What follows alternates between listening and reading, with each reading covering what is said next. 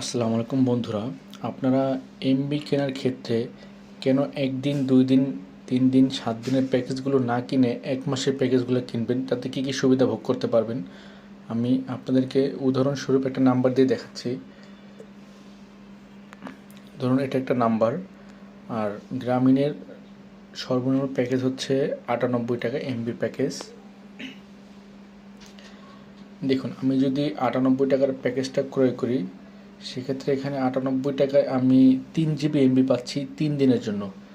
এখন দেখেন, আমি যদি 3 দিনের জন্য এই প্যাকেজটা ক্রয় করি, প্রতি 3 দিন পর পর যদি আমি এই প্যাকেজগুলো ক্রয় করি, তাহলে আমাকে মাসে 10 বার ক্রয় করতে হবে। তাতে আমার প্রায় 980 টাকা খরচ হয়ে যাবে। সেখানে আমি 980 টাকায় মনে করেন 30 জিবি এমবি পাবো। আর আমি যদি এই 30 জিবি এমবি নিতে যাই, সেক্ষেত্রে আমি কিন্তু দেখেন, এখানে আমার এত বেশি টাকা লাগবে না। 30 জিবি এমবি কিন্তু আমি এখানে এই যে 530 টাকার প্যাকেজ আছে, কিংবা এই যে 599 টাকায় 35 জিবি প্যাকেজ আছে, 600 টাকার মধ্যে কিন্তু আমি 1 মাসের প্যাকেজগুলো পেয়ে যাচ্ছি।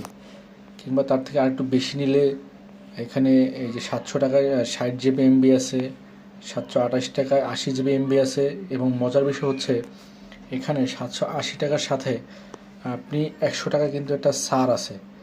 আপনি দোকান থেকে যখন বড় বড় প্যাকেজগুলো ক্রয় করবেন, আপনি দোকানদারের সাথে কথা বলে নিলে বড় প্যাকেজে কিন্তু কিছু ডিসকাউন্ট পাওয়া যায়, যেটা দোকানদাররা অনেক সময় দিয়ে থাকে। কথা বলে নিলে আপনি সেই ডিসকাউন্ট নিতে পারবেন। দেখেন, এখানে যদি 728 টাকার একটা প্যাকেজ ক্রয় করেন, 80 জিবি, 100 টাকা ছাড় আছে, তার মানে আপনি 628 টাকায় এই প্যাকেজটা পেয়ে যাবেন।